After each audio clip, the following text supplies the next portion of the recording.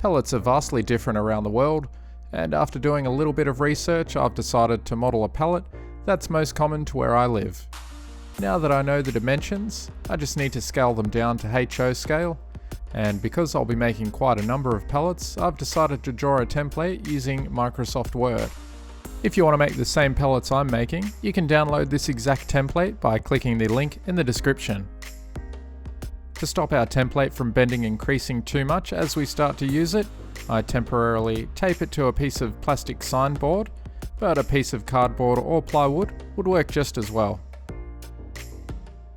With the template ready, I now need to start cutting up all the individual planks that make the pellet. Using a tool like the Micromark Chop It makes this job not only very fast and easy, but also very accurate. In my case, I need all the planks to be just over 13mm long.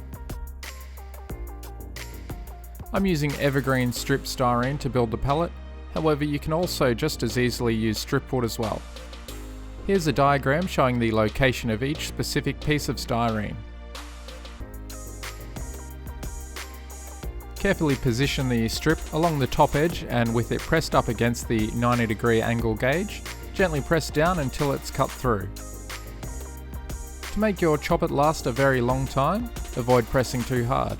You only want the blade to cut through the styrene and avoid gouging into the wooden board of the chop it. If you're planning on making a couple hundred pellets like me, you might want to fashion up something like this. Basically, this block of wood has a wedge in it that enables you to prop the chop it up on a steep angle.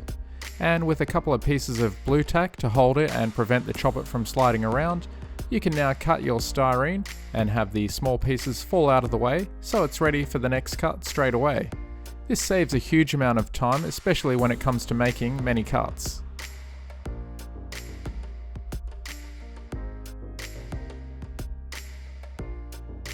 Next, I take the template and lightly spray over it with some spray adhesive.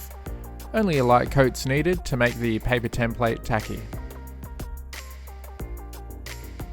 Then I start laying down the sections that make up the pellet, starting with the top surface first because this has the most planks. The tackiness of the paper prevents the small pieces of styrene from sliding around. The design of this pellet has 3 wide planks on top, with 1 skinny plank in between each of the wide planks. To glue the crossbeams in place, I apply a small drop of plastic cement on each of the wide planks in the spot where I'll be placing the crossbeam. Then, whilst the glue is still wet, I place and press the crossbeam into position. You have about 10 or 15 seconds to position it in the correct spot before the plastic begins to weld together.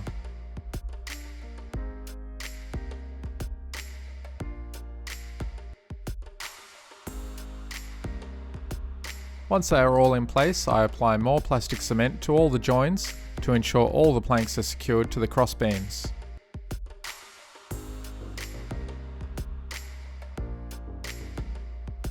The same process is applied to the bottom section of the pellet as well.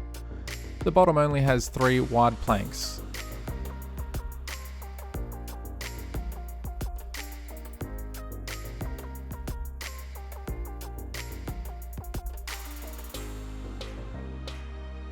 Once you finish assembling the pellets, you can simply remove the template from the sign board and carefully peel away each of the completed pellets.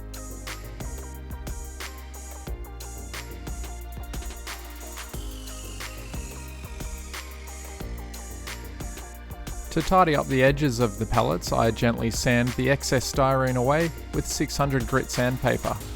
You can skip this step if you want older looking pellets that have been around for a while. However, these pellets I'm building are made to look more modern and new.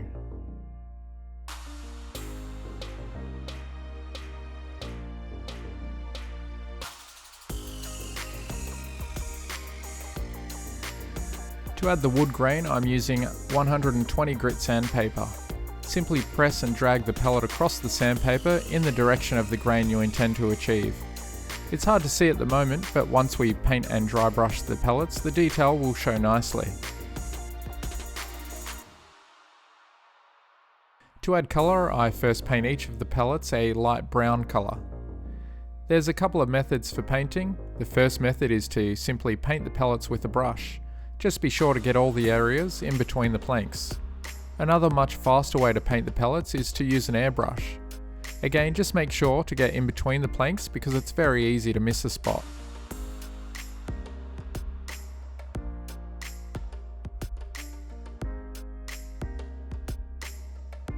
Now we can bring out the wood grain detail by using Vallejo buff acrylic paint and a nice flat brush. The technique of dry brushing is to dip the brush in the paint and then on a piece of paper or towel, remove most of the paint, only leaving a very small amount of paint on the brush. Then I gently drag the brush diagonally across the pellet from one corner to the other corner, back and forth, slowly adding paint to the raised details we created with the sandpaper. I then do the same thing, dragging diagonally across the pellet on the other two corners, and finally I drag the brush up and down the pellet in line with the planks. This is done for the back of the pellet as well.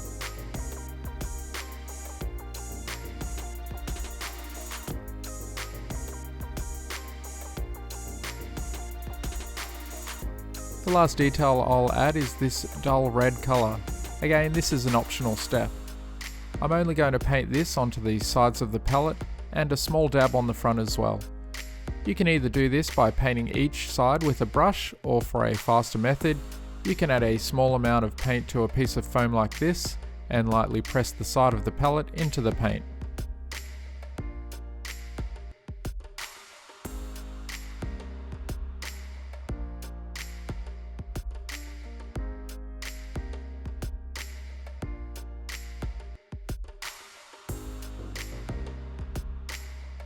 I'd like to give a big shout out to all of my patrons. Your support is greatly appreciated, and if you too would like to become one of my awesome patron supporters, you can click here to go check it out. Cheers and thanks for watching.